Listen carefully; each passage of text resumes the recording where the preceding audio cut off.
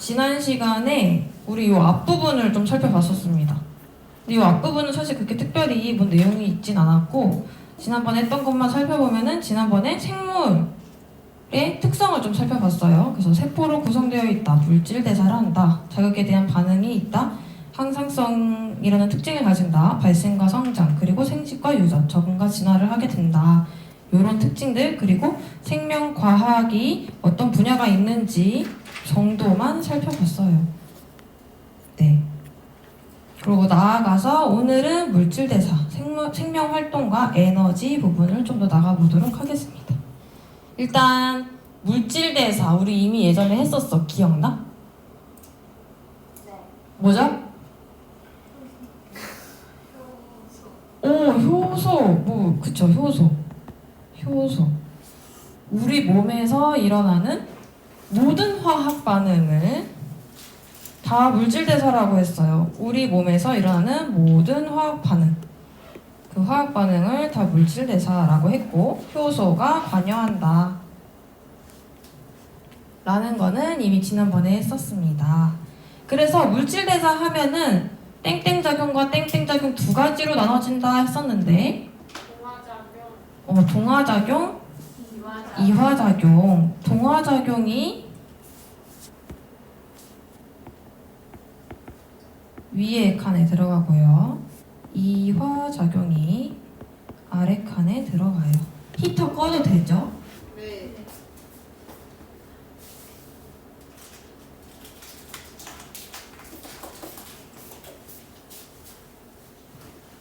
네, 그래서 우리가 동화작용 하면은 그때 기억나? 네. 네, 지난 시간에도 했었어요. 우리 흐흐흐로 기억을 하자고. 잠깐만, 이거 껐다가.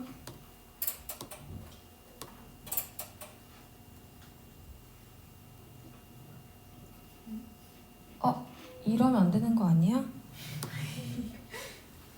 진짜. 오케이. 저 안 사라지네. 미안해. 여기로 일단 여기로 보고. 어쨌든 우리가 동화작용 하면은 우리가 흐흐흐 기억하기로 했어. 합성, 흡열 같은 거 기억하기로 했었고요. 부부부 하면은 분해, 발열을 기억하기로 했습니다. 그래서 여기 나와 있는 거 그대로예요. 합성하는 반응, 분해하는 반응. 이미 했던 거긴 하죠.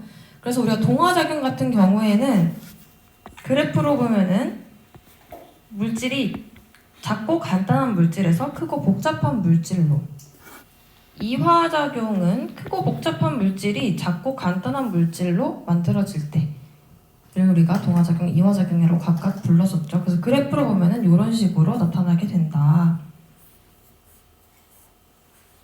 그래서 밑에 있는 그림도 동일합니다. 동화작용이라고 했으니까, 즉 합성되는 거고요. 에너지는 흡열이겠지? 흡열.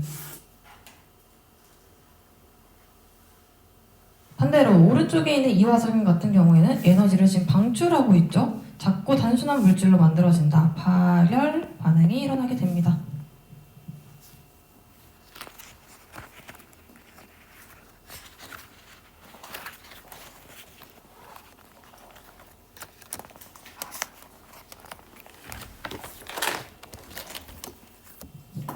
아니면요, 여기에서 그냥 에너지를 뭐 흡수한다 라고 써도 되고, 에너지를 방출한다 라고 써도 됩니다. 어떻게 써도 상관은 없어요. 어쨌든 우리가 동화작용과 이화작용을 구분할 수만 있으면 될 것 같습니다. 네. 자, 그래서 밑에 문제가 하나 있죠. 이자세포에서 여러 아미노산을 결합하여 소화효소를 합성하는 반응은 무슨 반응? 맞아. 동화 반응. 합성이라고 했으니까 동화. 흐흐흐는 동화. 간세포에서 알코올을 이산화탄소와 물로 분해한다 라고 했으니까 이화 반응에 해당하게 됩니다. 이화작용, 동화작용. 이렇게. 혹시 빠른가요? 괜찮죠? 느린가요? 아니요. 알겠어요. 자, 그러면 밑으로 내려갈게요. 이제 동화작용, 물질대사에서 동화작용과 이화작용 두 가지가 있다는 거는 이미 통합과학 때도 했고요. 지금 여기서 좀 살짝 살펴봤죠. 자, 나아가서 우리가 그때 동화작용하면서, 이화작용하면서 세포호흡이라는 것도 조금 살펴봤었어. 세포호흡은 어디에서 일어날까요? 미토콘드리아. 맞아요, 미토콘드리아. 우리 교육과정에서는 마이토콘드리아라고 했는데요. 사실 미토콘드리아라고 해도 상관은 없어요. 여러분들이 풀어보는 문제에는 마이토콘드리아보다 미토콘드리아가 훨씬 많이 나와 있을 거야. 이미 그 전 교육과정에서는. 그래서 마이토콘드리아에서 세포호흡이 일어나게 됩니다. 세포호흡이 무엇이냐? 포도당이 산소와 반응해서 이산화탄소와 물로 분해되는 과정을 말해요. 방출되는 과정이기 때문에, 분해되는 과정이기 때문에 당연히 이 과정은 이화작용에 해당하겠죠? 네. 그래서 이 과정에서 에너지를 만들게 됩니다. 이렇게 세포호흡을 통해서 만들어지는 에너지는 어떤 형태였지?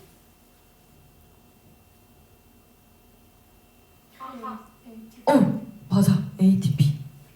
화학 에너지라고 해도 되겠죠? ATP입니다. 생명활동에서는 우리가 생명활동을 할 때에는 ATP라고 하는 에너지의 형태로 바로 사용을 하게 됩니다. 그래서 이 ATP의 화학 에너지의 형태로 저장되고 나머지는 열 에너지로 방출되게 됩니다. 괜찮죠? 복습하는 느낌이죠? 자, 그래서 밑에 내려가면요. 다음 페이지죠. 다음 페이지 넘어가면요. 우리가 이미 잘 알고 있는 그런 그림이 보여요. 우리 똑같은 그림으로 아마 설명을 했었던 것 같아요. 그때도. 그래서 지금 여기 1번에 나와 있는 답은 아까 썼던 거랑 동일합니다. 포도당에 저장되어 있는 에너지는 포도당에 저장되어 있는 에너지도 결국은 화학 에너지이기는 해. 근데 이 에너지가 세포호흡동에 어떤 형태로 바뀌느냐? ATP라고 하는 화학 에너지와 열 에너지로 전환되게 됩니다. ATP라고 하는 화학 에너지와 얘도 화학 에너지 그리고 열로 전환되게 됩니다.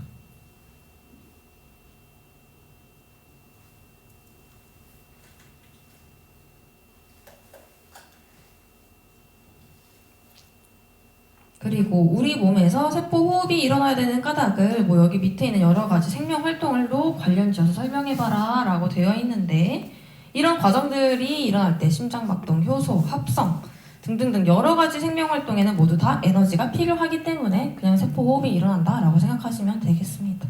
뭐 특별히 뭐 어렵지 않아서 길게 답을 쓰진 않아도 될 것 같아요. 그냥 에너지가 필요하기 때문에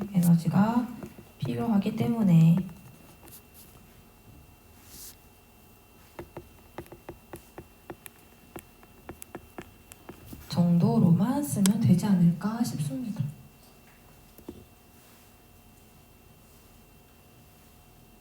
자, 그러면은 우리가 그때 ATP를 하면서 그때 뭘 했었냐면요. ATP를 한국어로 쓰면 아데노신 3인산이라고 했었거든. 그래서 인산이 3개가 있어. 원래 여기를 선생님 그때 화학식으로 썼었는데 그렇게 하면 복잡하니까 그냥 아데노신이라고 할게요. 여기 잘 안 보이는구나. 아데노신. 자, 이때 어떻게 되는 거야? 이 에너지가 끊어지면서 에너지가 방출. 이게 끊어지면서 에너지가 방출. 되는 형태였어요. 그래서 우리가 요 결합을 고에너지 인산 결합이라고 불렀었습니다. 요거 혹시 기억날까요? 네, 기억나는 사람도 있고 안 나도 괜찮아요. 지금 알면 되니까. 그래서 이렇게 인산기가 하나씩 떨어져 나가면서 에너지가 방출되고 우리가 그 에너지를 가지고 생명 활동을 한다라고 생각하시면 됩니다. 밑에 있다시피 ATP가 분해될 때라는 거는 지금처럼 이런 인산기가 떨어져 나갈 때 때를 의미해요. 그래서 이것들은 기계적 에너지, 소리 에너지, 화학 에너지, 열 에너지 등으로 전환되어서 여러 가지 우리 몸의 생명 활동에 사용되게 됩니다.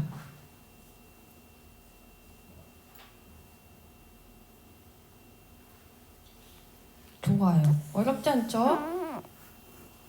밑에 있는 문제 같이 풀어볼게요. 많은 수의 아미노산을 결합하여 단백질을 합성하는 것은 어떤 작용에 해당할까요? 동화장. 네, 동화작용에 해당합니다.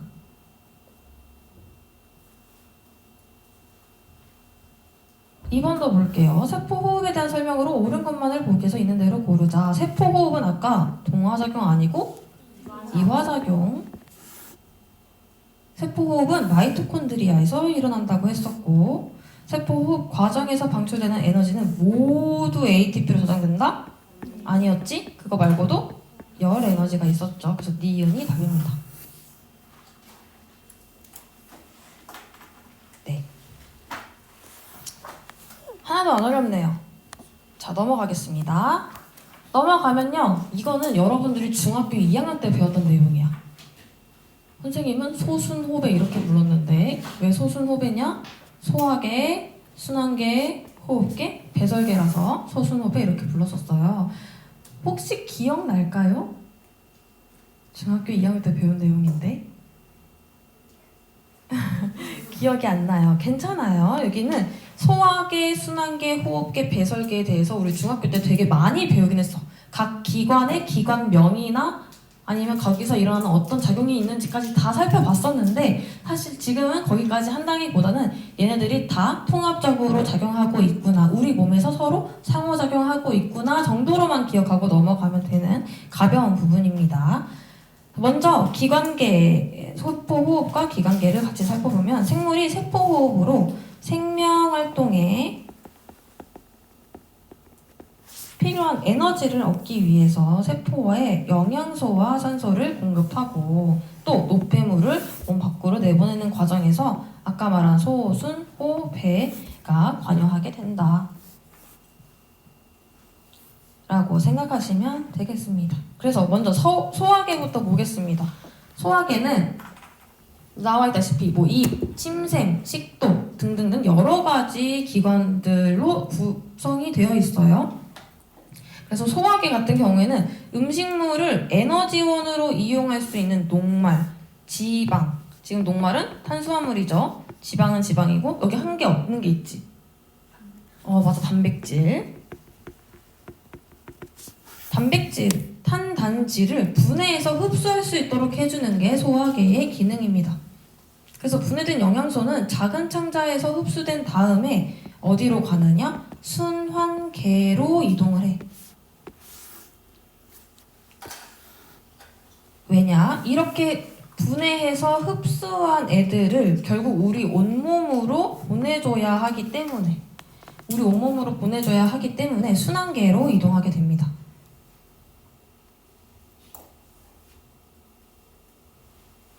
그리고 혹시 기억날까요? 이거 그냥 꼭 기억해야 되는 것은 아니지만, 녹말 같은 경우에는 탄소, 수소, 산소, 단백질은 여기에 질소 포함해서, 지방은 탄수화물과 똑같이 CHO, 탄소, 수소, 산소로 구성되어 있다 정도는 상식적으로 알고 있으면 좀 편할 거예요. 그래서 사실은 우리가 중학교 때는 여기에서 더 나아가서 그 소장의 융털에서 어떤 것들은 모세혈관으로, 어떤 것들은 암주관으로 이동한다, 이런 것까지 했었지만 지금은 그렇게까지는 안 해도 될 것 같아요. 그래서 이렇게 소화계를 살펴봤고, 호흡계로 넘어가겠습니다. 호흡계는 코, 숨관, 숨관가지, 폐 이렇게 돼 있는데, 숨관이라는 얘기 들어본 적 있어? 그치, 나도 너무 낯선 단어예요. 이게 우리 교육과정, 바뀐 교육과정부터는 이름을 바꿨어. 숨관이 뭘까? 맞아요, 기관입니다. 여기가 기관이고 숨관가지가 기관지입니다. 우리 사실 기관과 기관지가 조금 더 익숙할 거야, 그치? 근데 요렇게 단어가 바뀐 애들이 뒤에 더 있어요. 그거는 나올 때마다 원래 단어가 뭐였는지 다 설명해 줄게. 그래서 어쨌든 코, 기관, 기관지, 폐 등으로 구성되어 있는 이 호흡계는 무슨 역할을 하느냐? 세포 호흡에 필요한 산소를 흡수하고, 세포 호흡 결과 뭐가 만들어지지? 이산화탄소. 이산화탄소를 몸 밖으로 내보내는 역할을 하게 됩니다. 그래서 여기 또 모르는 단어가 나와요. 허파과리. 뭘까? 맞아요. 폐포입니다. 뭐 수업은 근데 할 필요 없겠는데 다 알고 있어서? 폐포를 둘러싸고 있는 이 모세혈관을 통해 모세혈관에서 이 사이에 산소와 이산화탄소가 서로 이동하게 됩니다. 근데 이때 이동할 때 어떤 방법을 사용하는지 기억나? 확산인데 어떤 확산? 그치, 기체 교환인데 우리 확산이 두 가지가 있었어요. 단순 확산과 촉진 확산이 있었어. 여기서는 맞아요. 단순 확산입니다. 단순 확산을 이용해서 산소와 이산화탄소가 이동하게 된다.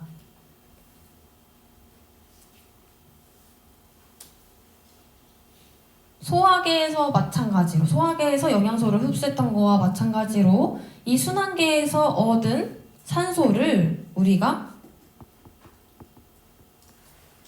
순환계에 의해 폐로 여기지 이거는 이제 다른 얘기죠. 어쨌든 여기서 얻은 그 산소를 순환계를 이용해서 온몸으로 보내주고 온몸으로부터 받아온 그 이산화탄소 어떻게 보면 노폐물이지 이거를 폐로 다시 운반해서 다시 몸 밖으로 나갈 수 있게 해줍니다.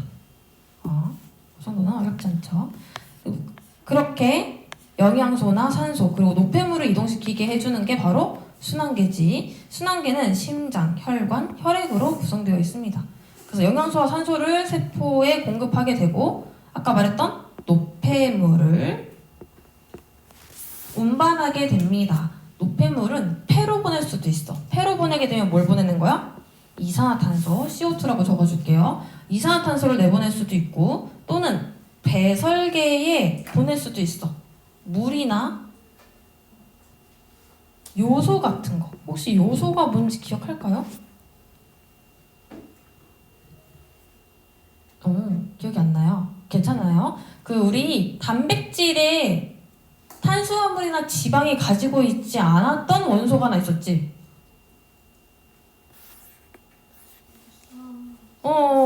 질소입니다. 질소. 이 질소, 우리 몸에서 암모니아가 만들어지게 돼. 단백질을 분해하는 과정에서 암모니아가 만들어지는데 사실 암모니아 냄새 맡아본 적 있어? 그치? 중학교 때 혹시 실험하면서 근데 안 맞는 게 좋아요. 그 뚜껑을 여는 순간 이 교실이 전체가 오염이 돼서 들어가지를 못해. 그 정도로 냄새가 고약합니다. 그만큼 독성이 있다는 얘기겠지? 근데 우리 몸에 암모니아가 독성인 상태로 계속 돌아다니면 돼, 안 돼? 안 되겠지. 그래서 우리가 그거를 조금 더 독성이 약한 요소의 형태로 변환하게 됩니다. 간에서 요소의 형태로 바뀌게 되는데 요거를 운반할 때에도 순환계가 같이 도움을 주게 됩니다. 그래서 여러 가지 노폐물을 운반하게 된다. 자, 5번 배설계입니다. 배설계는 콩팥, 오줌관, 방광, 요도 등으로 구성되어 있다. 그래서 우리가 사실 여기서 네프론이라는 얘기를 들어본 사람도 있고 안 들어본 사람도 있나 봐요. 나중에 궁금하면 찾아보면 될 것 같아요. 우리 여기서 네프론까지는 안 나올 것 같아. 어쨌든 배설계는 여러 가지 이런 기관들로 구성되어 있고 간에서 생성된 아까 말한 요소가 콩팥에서 걸러져서 신장이라고도 하죠. 신장이라고도 하고 콩팥에서 걸러져서 물과 함께 오줌의 형태로 몸 밖으로 나가게 됩니다. 밑에 똑같이 써있네요. 아까 말해준 부분. 그래서 우리 몸은 무엇을 하고 있느냐? 소화계, 순환계, 호흡계, 배설계가 모두 물질 대사가 잘 일어날 수 있도록 정교하게 상호작용을 하고 있어요. 우리가 이거를 더 중심으로 기억해야 된다고 했지. 상호작용하고 있고 통합적으로 기능을 수행하고 있습니다. 누구 하나가 더 중요하다, 덜 중요하다가 아니라 이 네 개가 모두 잘 이루어져야 돼. 그래서 하나라도 문제가 생긴다면은 다 문제가 생길 수밖에 없는 몸 구조를 가지고 있어요. 우리 몸 참 신기하죠? 그래서 뒤에 있는 그림을 보시면요. 어렵지 않습니다. 각각의 빈칸에다가 소화계, 순환계, 호흡계, 배설계 중에 무엇인지를 쓰면 되는데 기관만 봐도 우리가 뭔지 알 수 있죠? 한번 써볼까?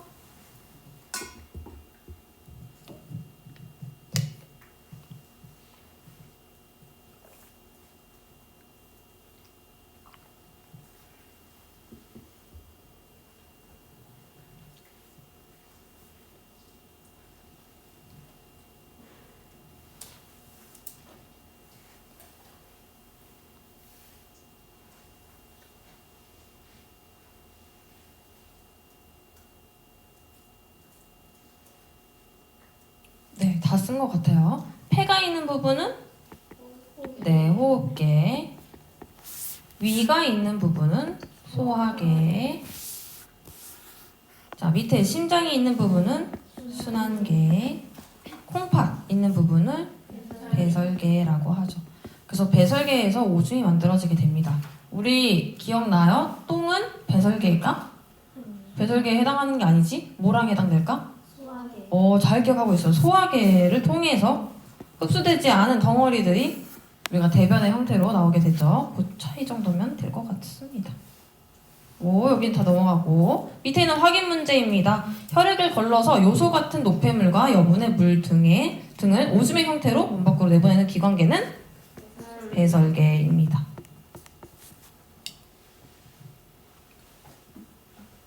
자, 2번입니다. 사람의 기관계에 대한 설명으로 옳은 것만을 보기에서 있는 대로 골라라. 심장은 호흡계에 속한다. 틀렸죠? 소화계에서 녹말이 분해되고 흡수된다. 맞아요. 자, 디귿. 순환계와 호흡계는 모두 세포에 산소를 공급하는 과정에 관여한다. 네, 니은과 디귿이 답입니다. 잘하고 있네요. 넘어가겠습니다. 빠르게 넘어가도 상관없죠? 여기 그렇게 어려운 부분은 없어서. 자, 지금까지 계속 물질대사 얘기를 하고 있었어요. 왜? 자, 들어가다 돼요? 들어가면 돼요? 뭐 가지러 온 거 아니야? 저 가방을 들고. 빨리 들고 가세요. 그래서 물질대사에 대해서 얘기를 하고 있었고요. 이어서 대사성 질환이 나옵니다. 방금까지 했던 물질대사. 이 물질대사는 소화계, 순환계, 호흡계, 배설계를 통해서 이루어지게 되는데 물질대사가 제대로 이루어지지 않는다면 당연히 우리 몸에서 문제가 생길 수 있겠죠. 그래서 대사성 질환에 대해서 살펴볼 건데 말 그대로 물질대사에 이상이 생겨서 생기는 질환입니다. 고지질혈증, 당뇨병, 고혈압 같은 것들이 있고 고지질혈증은 우리가 고지혈증이라고 많이 부르기도 해요. 들어본 적 있을 거야. 그래서 먼저 고지질혈증부터 살펴본다면 우리가 이미 이름에서도 알 수 있다시피 혈액 내에 뭐가 많아? 지방이 많아. 지질이 많은 상태를 우리가 고지질혈증이라고 합니다. 그래서 밑에 있는 거 보면은 동맥경화라고 되어 있는데 고지질혈증이 있는 사람에게 동맥경화가 나타날 수가 있습니다. 그러니까 고지질혈증, 내 몸에 지방이 많은 상태라면 당연히 동맥경화가 일어날 확률이 높아지게 되고 동맥경화라고 하면 이렇게 혈관 내에 콜레스테롤 또 지방이에요. 지방의 종류 중에 하나인데 이 지방이 쌓이게 됩니다. 점점 많이 쌓이게 되면 당연히 이동할 수 있는 혈액의 양이 줄어들게 되겠죠.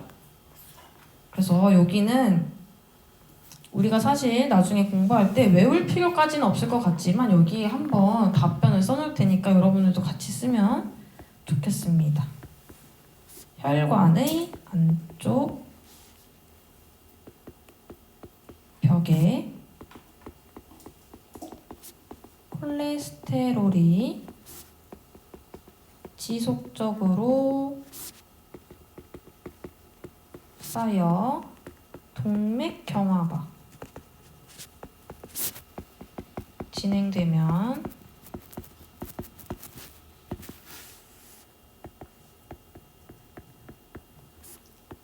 혈액의 흐름이 약해지다가 나중에는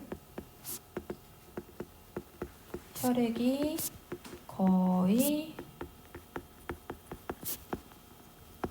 흐르지 못하게 된다.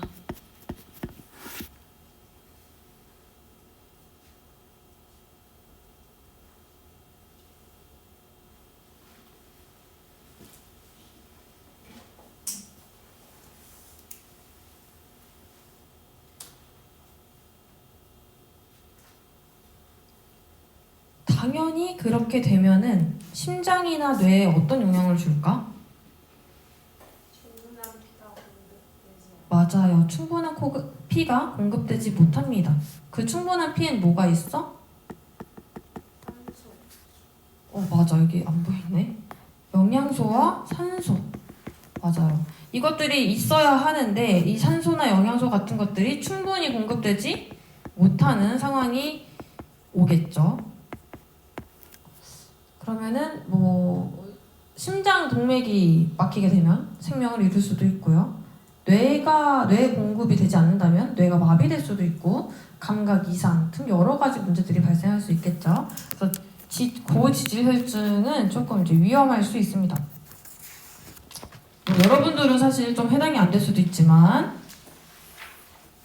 조금만 더 크면요 고지혈증이 문제가 될 수도 있어요. 체감이 안 되겠지. 선생님 벌써 체감이 되고 있어. 건강검진 받으면 콜레스테롤 수치 높으니까 살 좀 빼시라고 항상 얘기를 하시거든요. 네 하고 이제 1년 뒤에 다시 보겠지? 그 이제 간호사 선생님과 어쨌든 그런 것들도 있고요. 당뇨병도 대사성 질환 중에 하나입니다. 얘는 요가 뭐야? 오줌에 뭐가 있어? 당이 있어. 원래 오줌엔 당이 있으면 안 돼. 우리 몸은 그 배설계를 했다면 기억이 날 텐데요. 배설계가 작동을 할 때 탄수화물이나 단백질은 절대 오줌으로 나가지 못하게끔 흡수를 하게 된단 말이야. 근데 당이 오줌에서 발견이 되었다? 그거는 당을 너무 많이 먹어서 그래. 단순하죠. 당을 너무 많이 먹어서 그래요. 그래서 오줌에 포도당이 섞여 나오는 경우인데요. 사실은 이게 일시적으로도 그렇게 생길 수 있어. 내가 너무 갑자기 막 혈당 스파이크 돋을 만한 많은 양의 당을 먹게 되면은 갑자기 그렇게 나타날 수도 있는데 지속적으로 그런 상태가 지속이 된다면 당뇨병이라고 부를 수 있겠죠. 또 고혈압도 있습니다. 말 그대로 혈압이 높다는 얘기예요. 이 혈관 내에 이 혈관벽으로 향하는 이 압력이 크다는 얘기입니다. 압력이 크다. 고혈압. 그래서 혈압이 정상 범위보다 높은 만성 질환 중에 하나고요.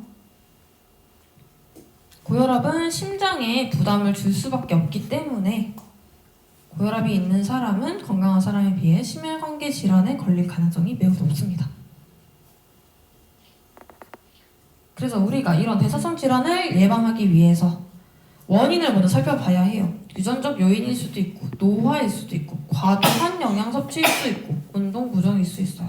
이미 우리 사실 아는 얘기긴 하지 참 어려운 거지만 그래서 우리는 균형 잡힌 식사와 규칙적인 운동을 통해서 올바른 생활 습관을 가져야 한다. 말이 쉽죠? 그렇지 않아? 당이 맨날 땡기고 나는 공차를 지금 며칠째 참고 있는지 모르겠어. 공차 너무 먹고 싶은데 네 그렇습니다. 그래서 이렇게 간단하게 살펴봤어요. 혈액 속의 콜레스테롤이나 중성지방이 정상보다 많은 질환은 지질혈증이었어요. 자, 2번 인슐린 분비가 부족하거나 인슐린이 제대로 작용하지 못해서 발생한다. 맞아요. 앞에서 인슐린과 관련된 내용은 얘기 안 했지만 너무 유명하긴 하죠. 자, 3번도 어렵지 않아서 그냥 보면요. 당연히 대사성 질환을 예방하기 위해서 고쳐야 하는 생활 습관은 니은과 미음 정도겠죠. 야식 먹지 않고 아침 챙겨 먹기 정도. 조금 심화된 내용이기는 한데요. 우리가 2번에 대해서 설명을 하자면 우리 몸은 사실 이 혈당을 줄인다는 얘기는 혈당을 줄인다. 혈액 속에 존재하는 당을 줄인다는 얘기겠지. 그럼 그 당을 어디다 보내야 돼?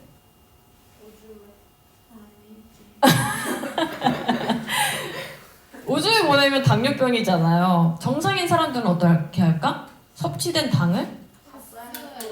다 써야 돼요. 그럼 어디로 보내야 돼? 맞아요. 세포로 보냅니다. 당을 세포로 넣어줘야 돼. 근데 당을 세포로 넣을 때에는 어떤 단백질 막 같은 게 필요해. 막단백질이 필요한데 이 막단백질이 원래는 조금만 있어. 조금만 있다가 당이 막 섭취되면은 우리가 그걸 감지해서 막을 좀 더 늘려야겠다. 그러면 얘 당이 통과할 수 있는 막을 엄청 늘립니다. 근데 인슐린 분비가 잘 안 되거나 하는 사람들은 요게 잘 안 돼. 그래서 당뇨병이 더 생기는 이유긴 한데요. 요거까지는 사실 너무 심화된 내용이라서 기억할 필요는 없고요. 여기까지만 하고 쉬었다가 뒷부분에 있는 생태계 나가도록 하겠습니다.